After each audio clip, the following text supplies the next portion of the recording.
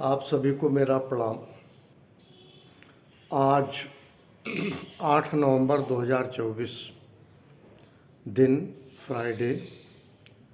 या देवी सर्वभूतेषु मां लक्ष्मी रूपेण संस्थिता नमस्तस्यै नमस्तस्यै नमस्तस्यै नमो नमः। आप सभी को मेरा प्रणाम। आज 4 दिन का छठ व्रत जिसका समापन आज हुआ, और छठ पर्व द्वापर में महाभारत काल में पांडव ने जुआ में सब कुछ अपना राजपाट हार गए थे, तो सुख समृद्धि के लिए मनोकामना पूर्ण होती है।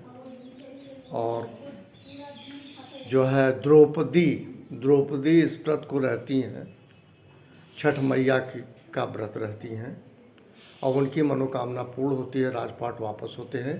ये महाभारत काल का है, द्वापर का है। इसके अलावा बक्सर एक जगह है, मुंगेर एक जगह है, जहाँ से इस व्रत की शुरुआत होती है।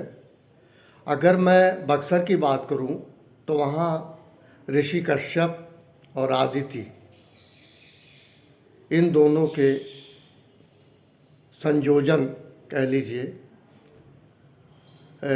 सूर्य भगवान अवतरित होते हैं, जिनको आदित्य कहा गया है, आदित्य कहा गया है।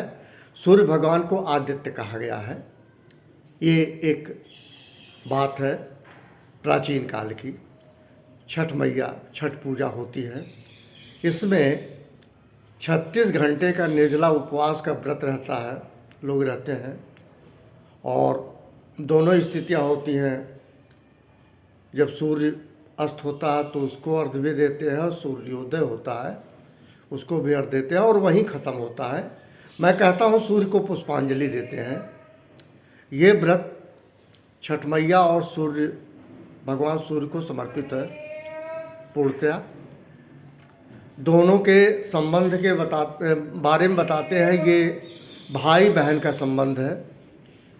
सूर्य भाई है, छठ मैया बहन है।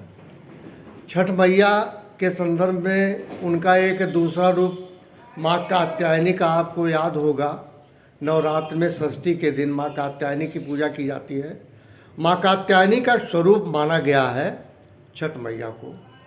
कुल मिला के ये बहुत ही कठिन व्रत है, और ये आज पूरे भारत में चलन हो रहा है, प्रचलन हो रहा है।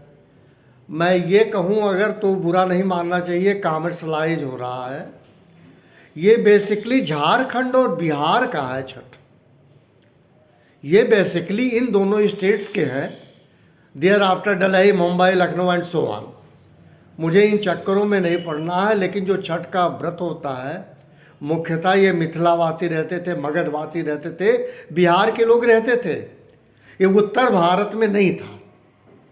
मैं कोई तीखी टिप्पणी नहीं कर रहा, पर छठ मैया का जो व्रत है या छठ की जो पूजा होती है, 4 दिन का व्रत होता है, 2 दिन का मेन, इस तरह से आप कह दीजिए। मेन ये है, ये 36 घंटे का निर्जला उपवास रहते हैं। इसके पहले कई चीज़ें हैं इनके, खाने पीने का, उठने बैठने का, साफ सुथरा होता। शायद इससे विशुद्ध कोई व्रत होता नहीं। छठ मैया का व्रत, छठ की पूजा। छठ मैया सबका कल्याण करें। जैसे महाभारत में द्रौपदी ने व्रत रख के पांडवों का उद्धार किया था।